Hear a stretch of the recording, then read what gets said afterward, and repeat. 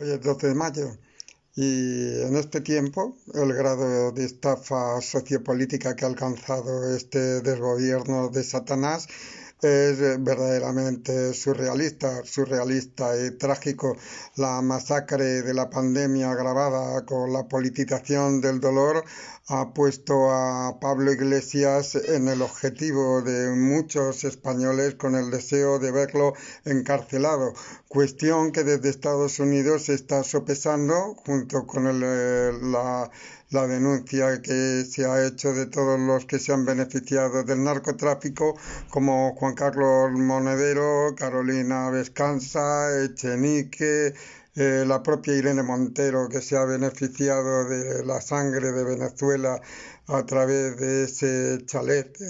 hecho con la tragedia y el sufrimiento de millones de personas. Lo cierto es que al 2 de mayo, viendo este desgobierno de Satanás, tan inepto como siempre y en manos, en las garras de auténticos demonios, creo que en este 2 de mayo tendríamos que pensar en esos momentos en que toda España se rebeló contra la invasión napoleónica, sobre todo en Madrid, los héroes de Móstoles, y cómo se cargaron contra los mamelucos, ese ejército egipcio que quedó completamente diezmado por la ira del pueblo madrileño. Lo cierto es que sabemos y tenemos identificado al enemigo en España. De nada nos va a servir intentar salir de este agujero donde nos han metido, y esta crisis pandémica. Pues no lo digo por el coronavirus, porque de todo se sale, pero de lo que no se sale es de las garras del demonio si uno no se lo sacude de encima. Pues tenemos que ser conscientes de que nos encontramos en un momento crítico y habría que ser consecuente. No hay nada, ni un solo sector profesional en España que no esté echando pestes contra este desgobierno de Satanás. Y es porque de la improvisación de los mediocres hemos pasado también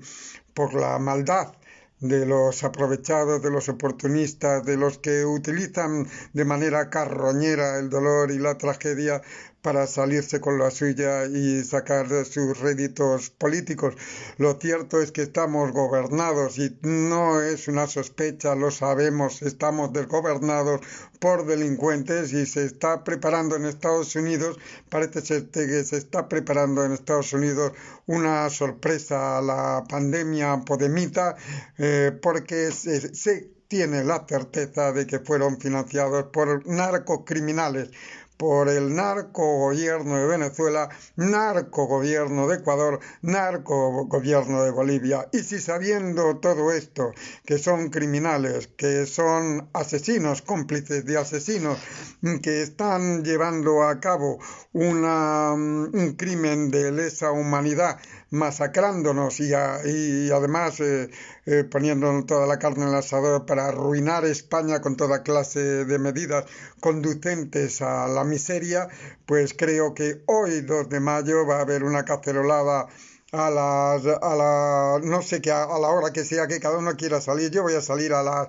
7, a las 8 y a las 9, que se oiga el gran estruendo en indignación, que sí, que es simbólico, pero que en realidad está representando ese grado de aborrecimiento visceral, no con gente que lo está haciendo más o menos bien, no con gente con la que se puede estar más o menos en desacuerdo o en acuerdo en términos de ideología política, no, nos estamos enfrentando a criminales que probablemente el día de mañana no nos vayamos a llevar por la sorpresa de que son efectivamente criminales y tengan que confesar sus muchos crímenes, todo lo que han hecho para llegar catapultados a intentar destruir España, para imponer una república bolivariana, que es cierto que está apoyado Pedro Sánchez por George Soros, por mucha gente, de ahí su estúpida soberbia, esa empatía que tiene con el demonio, esa repugnante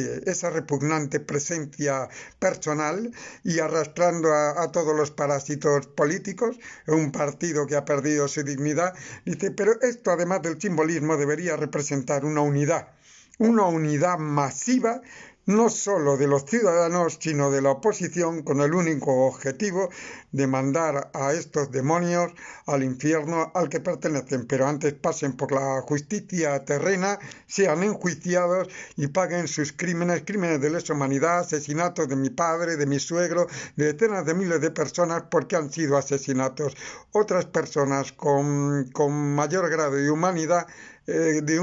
con mayor o menor fortuna, hubiesen gestionado todo esto para salir con bien. Sin embargo, lo han aprovechado para que esta tragedia nos lleve a la ruina e intentar someter un país como España, que si se levanta, estos no encuentran lugar donde meterse.